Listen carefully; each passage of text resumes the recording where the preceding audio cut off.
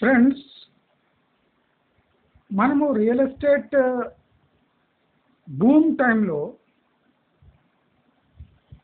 Real estate వాళ్ళు తరచుగా వాడే పదము సాఫ్ట్వేర్ రంగం. ఈ సాఫ్ట్వేర్ రంగాన్ని అడ్డం పెట్టుకొని ప్రాపర్టీలని అడ్డమైన రేట్లో అమ్మేశారు ఈ రియల్ ఎస్టేట్ వాళ్ళు, especially Hyderabad real estate. Chandrababu Naidu హయాంలో స్టార్ట్ అయిన ఈ వికృత చర్య ఇంకా కొనసాగుతూనే ఉంది. అంటే సామాన్యులు కొనలేని రీతిలో ఈ ప్రైజెస్ని పెట్టి సాఫ్ట్వేర్ వాళ్లకు సామాన్యులకు ఒక పెద్ద లోయ, మధ్యలో పెద్ద లోయ ఏర్పాటు చేసి మీరు ఇటు దిక్కు రాలేరు, ఇది సాఫ్ట్వేర్ వాళ్ళ వల్లే అవుతుంది అని ఒక ఈగో ఫీలింగ్ తెప్పించి సాఫ్ట్వేర్ వాళ్ళ దాంట్లో సాఫ్ట్వేర్ రంగం వాళ్ళను పూర్తిగా నాకేశారు. సాఫ్ట్వేర్ వాళ్ళు ఈ రియల్ ఎస్టేట్ వాళ్ళు పన్నిన పన్నాగంలో చిక్కుకొని తమ అహంకారాన్ని చల్లబరుచుకోవడానికి ఇన్నాళ్ళు అవసరం ఉన్నా లేకున్నా, రేటు సరిగ్గా ఉన్నా లేకున్నా రియల్ ఎస్టేట్లో కొనుగోలు చేశారు. అయితే సాఫ్ట్వేర్ రంగం బూమ్ అవుతున్న సమయంలో, పెరుగుతున్న సమయంలో పెరుగుతున్న డిమాండ్కు అనుగుణంగా సోకాల్డ్ సాఫ్ట్వేర్ వాళ్ళ అవసరాలకు అనుగుణంగా ఈ ఫ్లాట్స్ కానీ ఈ అపార్ట్మెంట్స్ కానీ కడుతూ పోయారు. సాఫ్ట్వేర్ వాళ్లకు కోడ్లు, సాఫ్ట్వేర్ ప్రోగ్రామ్స్ తప్ప నిజ జీవితంలో వాళ్లతో జరుగుతున్న మోసాలు, వాళ్లకు జరుగుతున్న మోసాలు, వాళ్లపై జరుగుతున్న అఘాయిత్యాలు, వాళ్ళు కష్టపడే సమయాన్ని పదింతలు చేసే ఈఎంఐలు, అంటే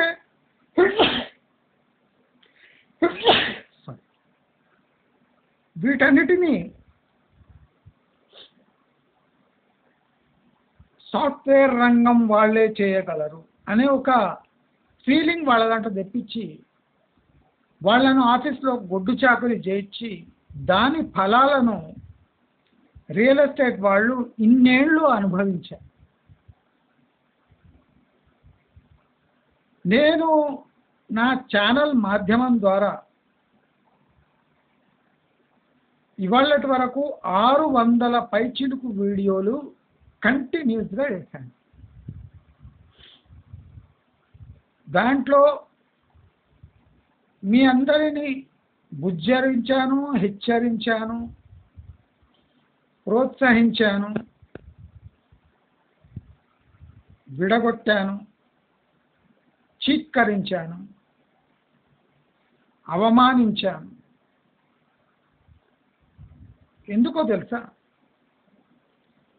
ఈ సాఫ్ట్వేర్ వాళ్ళకు ఎక్కిన మత్తు మన సమాజంలో ఉంటే ఇంకా మన సమాజం ఇంకా ఉండదు. ఈ సాఫ్ట్వేర్ వాళ్ళ పోకడలకు మన నార్మల్ సమాజం పోయి ఫ్లాట్లు అని ముత్తుకుంటుంటే, ఇండ్లు కట్టుకోవాలని తాపత్రయపడుతుంటే చూడలేక నా ఛానల్ ద్వారా చాలా మందికి నిజ జీవితానికి దగ్గరగా రమ్మని నేను సూచిస్తూనే ఉన్నా. నేను గత 10 నెలలుగా 600 పైచిలుకు వీడియోలు వేశానంటే మీరు అంచనా వేసుకోవచ్చు నా యావరేజ్ వీడియోస్ పర్ డే ఎన్ని ఉంటాయి. అలా వేసుకోకపోయినా రోజుకో వీడియో వేస్తే అయితే వేసుకోవచ్చు.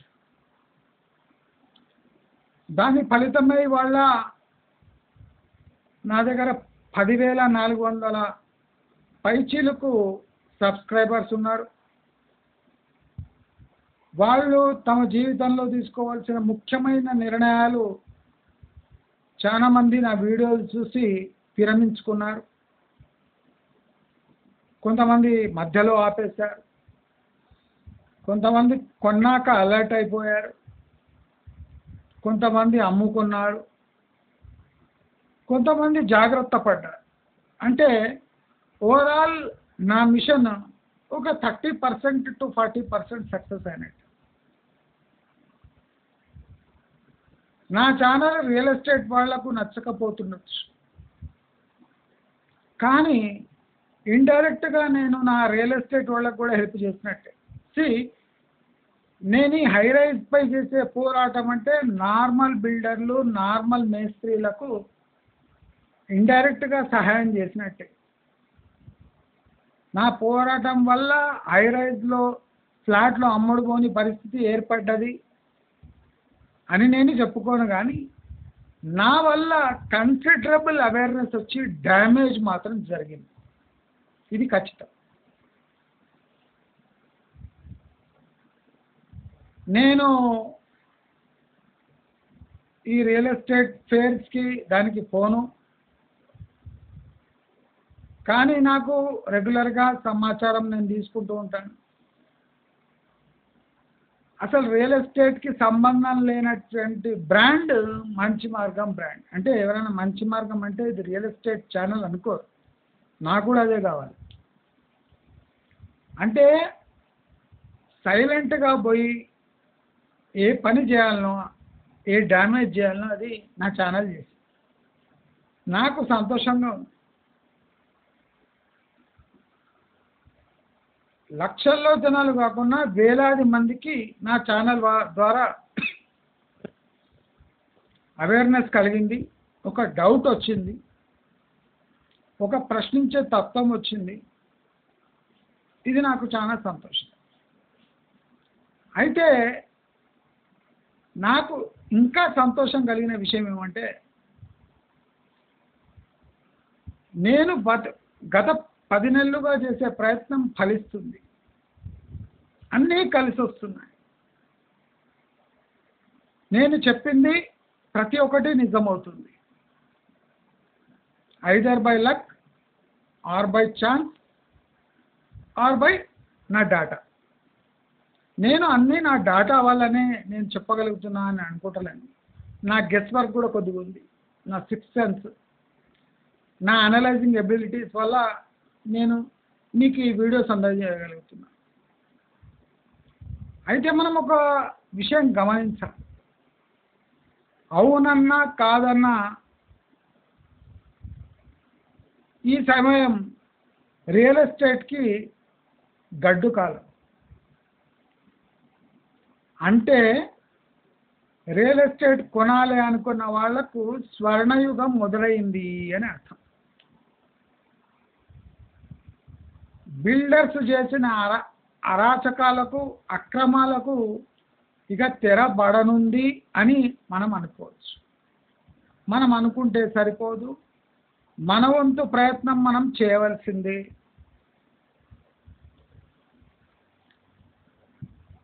ఇప్పుడు స్టేట్ విభజన వల్ల ఏ శానిటీ అంటే ఏ నార్మల్సీ తెలంగాణ రియల్ ఎస్టేట్లో రాలేదు. ఎందుకంటే అక్కడ జగన్ వచ్చింది కనుక రియల్ ఎస్టేట్ ఇన్వెస్ట్మెంట్ ఆంధ్ర నుంచి మొత్తం తెలంగాణకు వచ్చింది. అయితే మన అదృష్టం బాగుంది, 5 ఏళ్లలో జగన్ పరిపాలన ముగియనుంది. అంటే రియల్ ఎస్టేట్కి ఆంధ్రప్రదేశ్లో మంచి కాలం రాబోతుంది. అంటే హైదరాబాద్ రియల్ ఎస్టేట్ గడ్డు కాలం ఎదుర్కోబోతుంది అని ఇండైరెక్ట్గా చెప్పినట్టు. మంచి మార్గం చెప్పినట్టు ఈ రియల్ ఎస్టేట్ సెక్టర్లో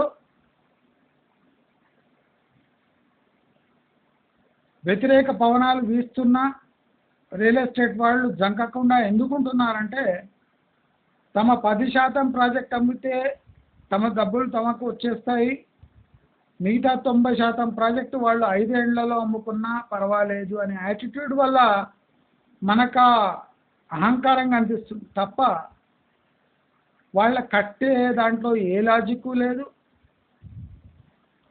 వాళ్ళు ఊహించి నిర్మిస్తున్న బిల్డింగ్కి కస్టమర్సు లేరు,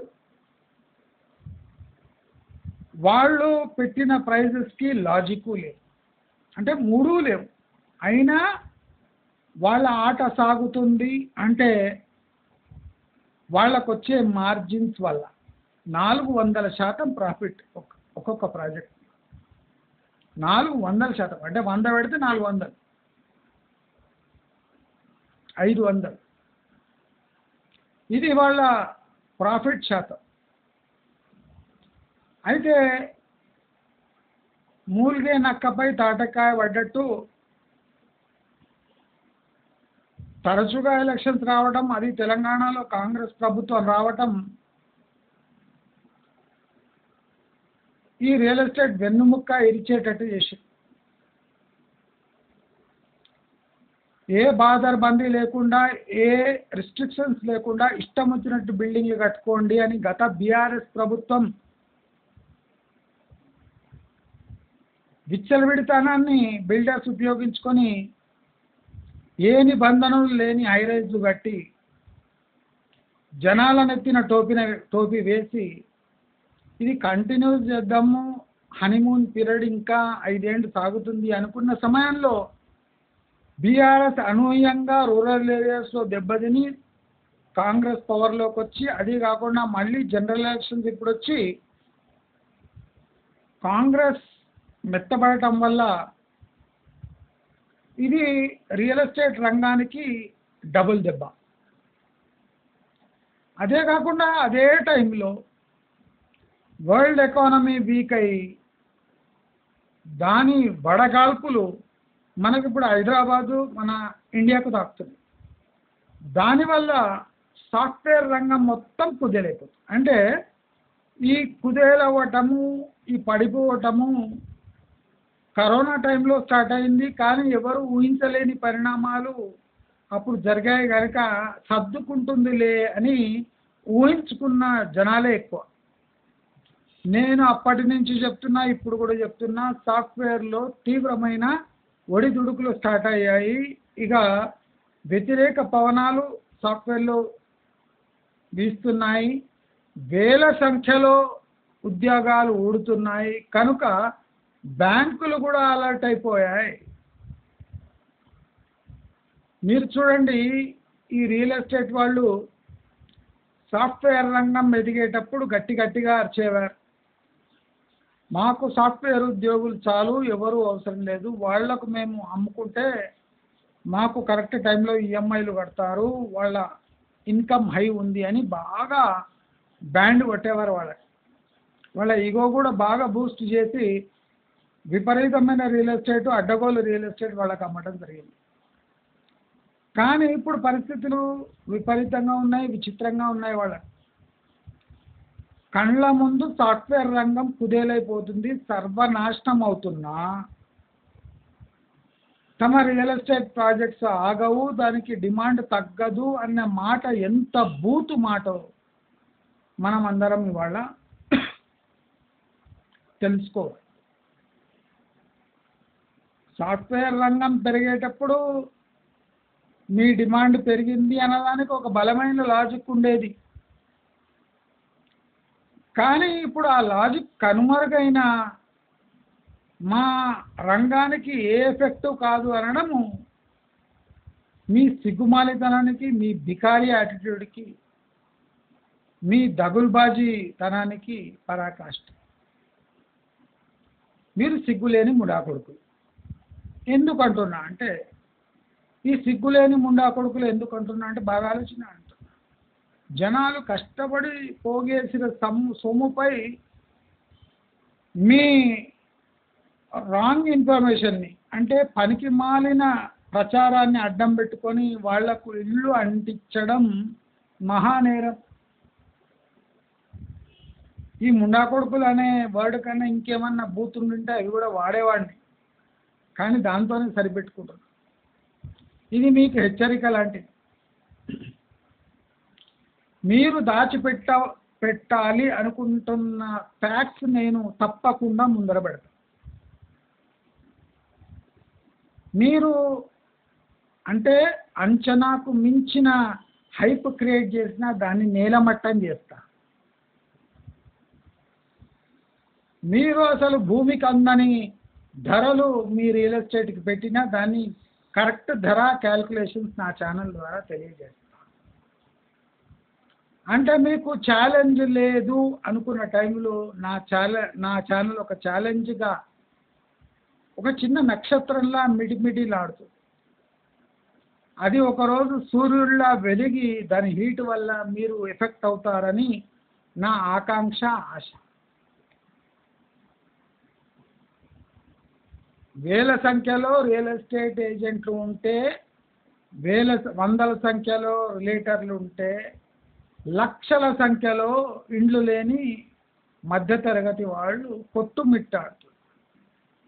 మీకన్నా మీ బ్రతుకు కన్నా వాళ్ళ బ్రతుకు, వాళ్ళ డ్రీమ్స్ నాకు ఇంపార్టెంట్. ఈరోజు ఛానల్ ఈ రకంగా ఉంది, ఇలా ఉంది అంటే ఈ కన్జ్యూమర్స్ నాకు ఇచ్చిన సపోర్ట్ వల్లనే ఉంది. నేను ఈ మాధ్యమం ద్వారా కన్జ్యూమర్స్ని మళ్ళీ చెప్పదలుచుకున్నాను, ఇది రియల్ ఎస్టేట్కి గడ్డు కాలం. ఇప్పుడు మనం అందరం కలిసి రియల్ ఎస్టేట్కి దెబ్బ కొట్టగలిగితే, బాగా ప్రచారం తేగలిగితే ఈ రియల్ ఎస్టేట్ కుప్పకూలే అవకాశం మెండుగా ఉన్నాయి. మనం కొద్దిగా ఒక్క తోపు దోస్తే ఈ రియల్ ఎస్టేట్ సెక్టర్ మొత్తం కుప్పకూలుతుంది. అప్పుడు మనకి ఇష్టం వచ్చిన ప్రాపర్టీ మనం ఇష్టం వచ్చిన టైంలో మనం ఇష్టం వచ్చిన రేట్లో మనము చూస్ చేసుకోవచ్చు అని అందరికీ మళ్ళీ ఈ ఆపర్చునిటీ గురించి తెలియజేస్తాను. నా ఒక్కడి వల్ల ఈ ప్రయత్నం జరుగుతుంది, కానీ నా ఒక్కడి వల్ల ఈ పెద్ద సముద్రాన్ని నేను ఈదలేను. నేను ఒక చిన్న పడవ వేసుకొని బయలుదేరి, దీంట్లో మీ సహకారం కావాలి. నేను ఎందుకోసం ఫైట్ చేస్తున్నా అనే విషయం మీకు అందరికీ అవగాహన రావాలి. ప్రతిదానికి ఒక టైమింగ్ అనేది ఉంటుంది. 9-10 ఏళ్ళు లేదా 15 ఏళ్ళు ఈ రియల్ ఎస్టేట్ వాళ్ళు లక్షలాది మందికి కుచ్చు టోపీ పెట్టారు. ప్లాట్ రూపేణా, ల్యాండ్ రూపేణా, అపార్ట్మెంట్ రూపేణా, ఇండిపెండెంట్ హౌస్ రూపేణా, విల్లా రూపేణా, ఇప్పుడు హై రైజెస్ రూపేణా వాళ్ళ జీవితాలను సర్వనాశనం చేసింది. వాళ్ళ ఈఎంఐ కాలాన్ని పొడిగించారు అంటే వాళ్ళ సగం జీవితాన్ని నాశనం చేసినట్టే లెక్క. అది నేను అబ్జర్వ్ చేసి నా ఛానల్ ద్వారా మీ అందరికీ అవేర్నెస్ తెప్పియాలి. ఈ రియల్ ఎస్టేట్ వాళ్ళను ఆపాలి, వాళ్ళ హడావిడి తగ్గియాలి, వాళ్ళ మోసాలను బయటపెట్టాలి అని నా విశ్వప్రయత్నం జరుగుతూనే ఉంది. కనుకనే నా ఛానల్కి ఫైనాన్షియల్ సహాయం అందించండి అని తరచుగా చెప్తూనే ఉంది. రాను రాను నా ఛానల్ కొద్దిగా వీక్ అవుతుంది, ఎందుకంటే నాకు డైవర్జన్ ఎక్కువైపోయింది. అయినా నా విశ్వప్రయత్నం నేను చేస్తూనే ఉన్నా. ఈ సాఫ్ట్వేర్ రంగం కుదేలు కావటం కళ్ళ ముందు చూస్తున్నాం. వేలాది సంఖ్యలో జాబ్లు పోతున్నాయి, కానీ వాళ్ళు ఏడుస్తలేరు, వీళ్ళు ఏడుస్తలేరు. అంటే ఏదో భయంకరమైన నిజాన్ని వీళ్ళు దాచిపెడుతున్నారు. ఒక నగ్న సత్యాన్ని వీళ్ళు ఒక ఆకు అడ్డం పెట్టుకొని దాచిపెడుతున్నారు. వాళ్ళ సిగ్గుమాలిన తలాన్ని వాళ్ళు బయట పెట్టడం లేదు. వాళ్ళ అధైర్యాన్ని వాళ్ళు అంటే బయట చూపించడానికి సిగ్గుపడుతున్నారు. నిజాలు బయటకు వస్తుంటే తట్టుకోలేకపోతున్నారు. ఎందుకంటే గత 15 ఏళ్ళుగా రియల్ ఎస్టేట్ సెక్టర్లో చెప్పినన్ని అబద్ధాలు ఏ సెక్టర్లలో కూడా చెప్పలేదనుకుంటాను. ఒక 30 లక్షలు ఖరీదు చేసే ఫ్లాట్ ఇవాళ 90 లక్షలు అయిపోయి. అంటే 3 ఇంతలు, 2 ఇంతలు, 3 ఇంతలు. సిమెంట్ బస్తా ధర ఒక 10% పెరిగితే వీళ్ళ ఇంటి ధర 300% పెరిగింది. ఎందుకని పెంచారు? ఏ లాజిక్తో పెంచారు? గవర్నమెంట్ సిగ్గుమాలిన గవర్నమెంట్ పవర్లో ఉండి జనాలను ఎలా మోసం చేస్తుంది? బీఆర్ఎస్ గవర్నమెంట్ వల్ల లక్షలాది ప్రజల జీవితాలు సగం తినేసింది ఈఎంఐ రూపం. ఆ ఈఎంఐ ఎక్కడి నుంచి పుట్టుకొచ్చిందంటే బిల్డర్లు చేసే ఓవర్ ప్రైసింగ్ నుంచి, బ్యాంకులు చేసే దోపిడీ నుంచి ఆ ఈఎంఐ పెరిగి 10-15 ఏళ్ళ ఈఎంఐ ఇప్పుడు 20-25 ఏళ్ళుగా మారిపోయి నార్మల్ అయిపోయి. కనుక మనం అందరం ఈ కఠోర సత్యాన్ని గమనించాలి. నా పోరాటంలో మీ సహకారం కావాలి. ఇప్పుడు రియల్ ఎస్టేట్కి గడ్డు కాలం 1.5 ఇయర్గా మొదలైంది. ఇప్పుడు పీక్ స్టేజ్కి వెళుతుంది. ఇదే సమయం దారుణమైన దెబ్బ రియల్ ఎస్టేట్కి పడాల్సింది. విపరీతమైన నెగటివ్ ప్రచారం జరగాల్సింది. విపరీతమైన అంటే సోషల్ మీడియా ద్వారా వీళ్ళ అసలు రంగు బయటపడాల్సిందే. సాఫ్ట్వేర్ రంగం కుదేలవుతున్నట్టు అందరికీ స్పష్టంగా తెలియాల్సిందే.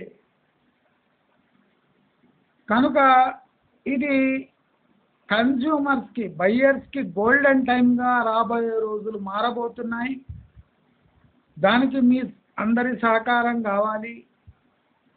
నా ఛానల్ పోరాడుతూనే ఉంటుంది. కానీ మీ తరఫున బిల్డర్స్కి వందలాది కాళ్ళు పోవాలి.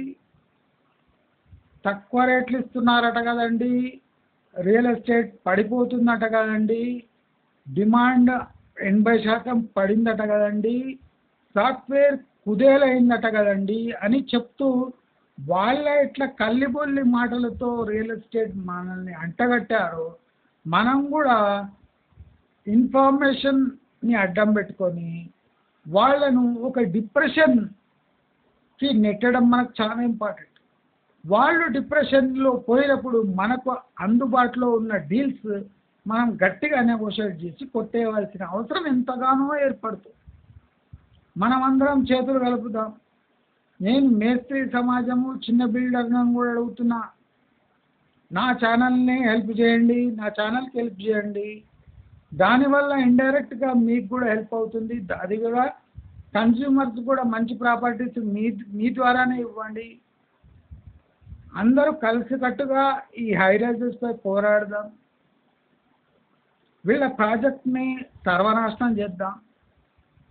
వీళ్ళ ప్రాజెక్టులో ధరను 70% పడగొడదాం. వీళ్ళ ప్రాజెక్టుల దిక్కు ఎంక్వైరీలు చేసి వీళ్ళని ఇరిటేట్ చేద్దాం.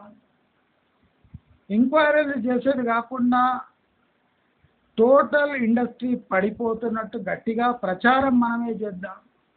పడిపోతుంది కూడా. మనం ఎప్పుడు నిజం సైతే ఉంటాం. నిజమే గట్టిగా ప్రచారం చేయవలసిన అవసరం ఉంది.